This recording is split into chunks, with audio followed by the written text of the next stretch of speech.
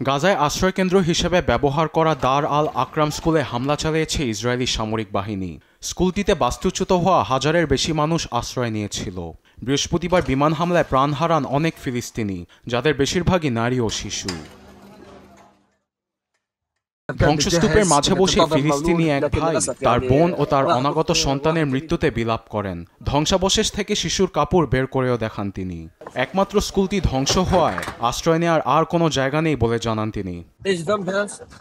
আমার বোন ও তার অনাগত সন্তানের কি দোষ? তার পুরো পরিবার মারা গেছে। যে শিশু পৃথিবীর মুখ দেখেনি তার দোষ কোথায়? এক মুহূর্তে মনে হবে আপনি নিরাপদে বসে আছেন, আবার পরের মুহূর্তেই মনে হবে কিয়ামত চলছে। পুরো স্কুল ধ্বংস হয়ে গেছে, এখন ঘরহারা মানুষের ঠিকানা আর নেই। যুদ্ধবিরতি ভেঙে ইসরায়েলে হামলার কারণে বাস্তুচ্যুত হয় হাজারো মানুষ। ইসরায়েলি সেনারা গাজার দক্ষিণে অভিযান চালিয়ে বিশাল এলাকা দখলের পরিকল্পনা ঘোষণার পর তারা বাস্তুচ্যুত হন। ইসরায়েলি বাহিনীর দাবি, হামাস দার আল আকরাম স্কুলকে নিয়ন্ত্রণ কেন্দ্র ও সামরিক ঘাঁটি হিসেবে ব্যবহার করে আসছে। তবে দাবির সত্যতা নেই বলে জানিয়েছে স্বাধীনতাকামী গোষ্ঠীটি। নিউজ ডেস্ক, দেশ টিভি।